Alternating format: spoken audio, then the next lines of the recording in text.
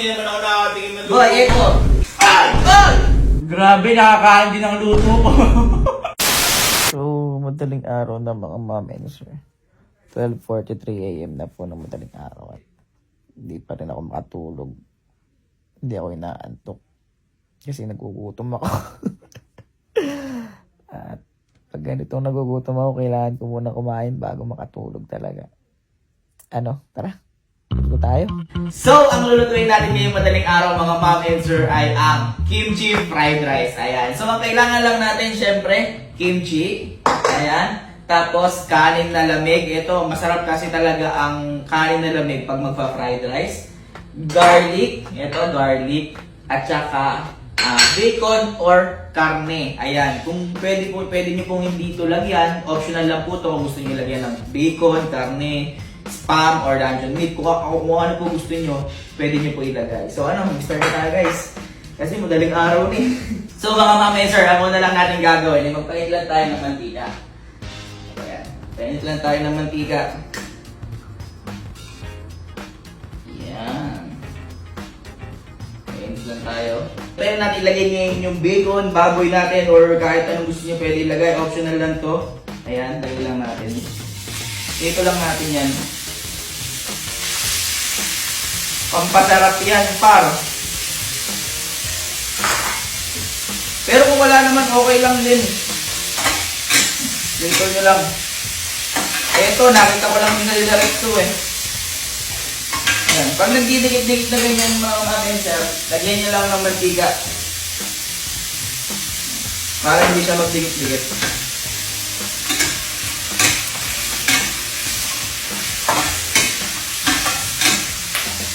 Hayaan nyo lang siya maluto. Pipirituin nyo lang to. Uunahin natin to. So, ito mga ma'am and sir. Mabilisan lang po kasi syempre, kasi araw na, gutom ka na. Kailangan, mabilis na yung mga niluluto mo. Ayan, pirituin mo lang yan. So, ayan mga ma'am and sir. Medyo naluto-luto na yung baboy natin. Pwede natin ihawin yan. Kasi itong meat pala na to, sa pangsangyupsal siya, kaya ganyan yung color niya.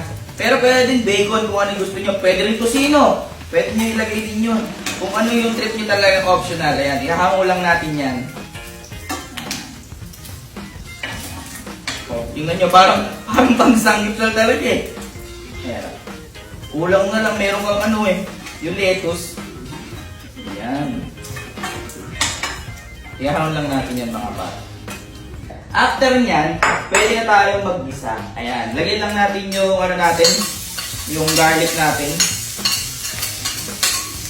Ayan, lagyan nyo yung garlic natin. Gisa nyo lang. Yung parang natural na fried rice lang talaga. Bango. Ayan, ano lang tayo, mag-gisa lang tayo ng bawang. Ito kasi, lagi itong ginagawa talaga noon pa din. Lalo na, dahil nanonood ako ng mga K-drama, kaya pinag-aralan ko talaga, natutunan ko siyang lutuin. Ayan. Ayan lang natin siya mag-brown.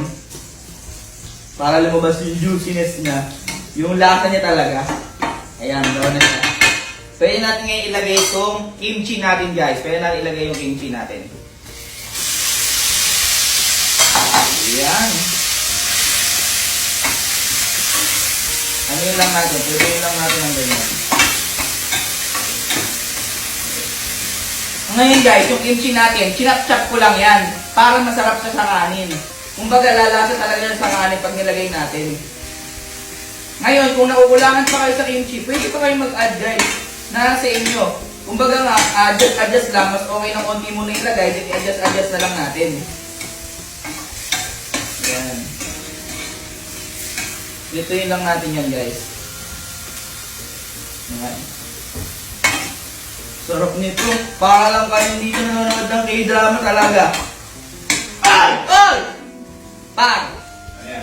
Giling ka na naman ang oras na. Madaling araw na. Okay naman, hindi naman ako nakatingin na luto. Boy, ito. Kimchi fried rice. Ngayon after nyan, kaya natin lagay yung rice. Uy, huwag mong papakin yan! Dito yan. Pwede natin ilagay itong... Ano si dyan? Hindi ko lang akong bilhin sa'yo. Ano? Hindi ako nakatingin ng sardinas. Oh. Ano tawag ng sardinas? Oh. Pwede ba ako iluto ng Ano? Guys, lagyan natin itong Tortang lamig. hotdog. Yun, anong tortang hotdog? Kaya mo na hotdog. Hotdog. Sige, sabi mo eh. Pwede yun, hintayin ko. Makakasama ako. Ay, ito susunod na yun. Hindi Yeah. na yun. No. Lagay lang natin to mga mamenter yung kanin. Lagay lang natin. Magdagdag lang tayo ng seasonings. Maglagay lang tayo ng asin. Yan, asin pampalasa.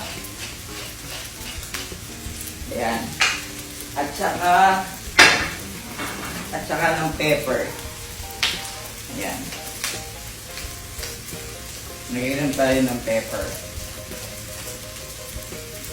Para may konting anghang. Pero anghang na yan. Ayan. Haluin lang natin siya.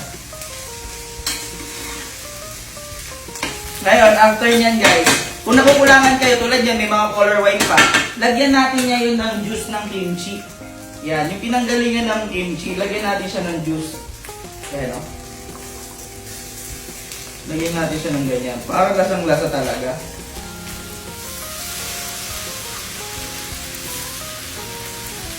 Ngayon, after nyan, gano'n natin ilagay yung niluto natin kaninang baboy. Yan, ihalo na natin siya.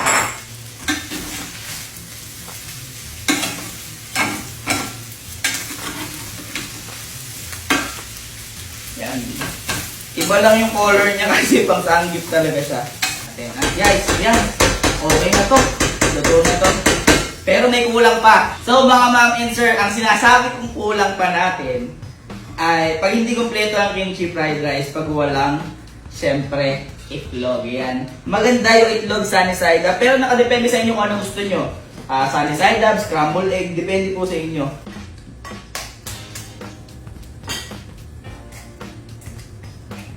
Perfect. Lutuin lang natin yan. Low heat lang, low heat. Sarap niyan. So ayan mga ma'am and sir, plating na tayo. Plating lang natin ito dyan. Alig lang natin yan pa. Tama lang yung nalutok ko kasi mamaya may mga lalabas na dyan. Tulad din mga lalabas. Alig lang natin yan. Saka natin ilagay dito.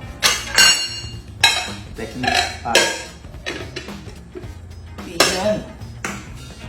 Pang! Perfect! At saka natin lalagyan ngayon ng itlog. Lalagyan ng itlog mga ma'am and sir. Pang! Ngayon, pwede nyo palagyan yan mga ma'am and sir ng kung ako sa inyo mga seaweeds. Yan, kung mahilig kayo sa mga seaweeds, pwede nyo pa siya lagyan. Okay? So tara mga ma'am and sir, kain na tayo. Kita nyo naman, kimchi fried rice sa hating gabi. Ay, madaling araw na nga eh. Oh. Pang, yan yung masarap oh.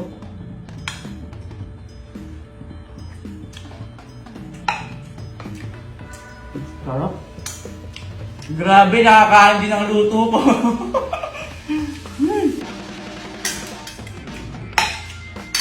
Tapos, nasamahan mo ngayon yan ng yun, malamig na soft drinks. Tensya na guys, ito kasi talaga perfect combo para sa akin eh. Kahit madaling araw na.